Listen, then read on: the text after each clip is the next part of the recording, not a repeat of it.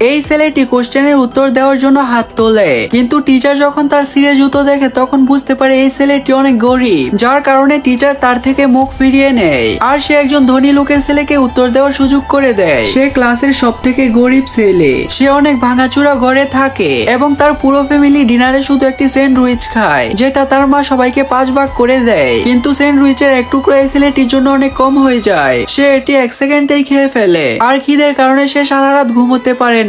আর স্কুলে যখন lunch time হয় তখন সে তার খিদা সহ্য করতে পারে না। অন্য ছেলেদের খাওয়া দেখে সে তার ঠোঁট চাটতে থাকে আর ক্লাসমেট এটা দেখে ফেলে এবং তার সাথে মজা নেয়, কিন্তু ছেলেটি ক্লাসমেটকে ইগনোর করার চেষ্টা করে। তখনই সে তার খাবার নিচে ফেলে দেয় এবং তাকে বলে এটি উঠিয়ে খেতে।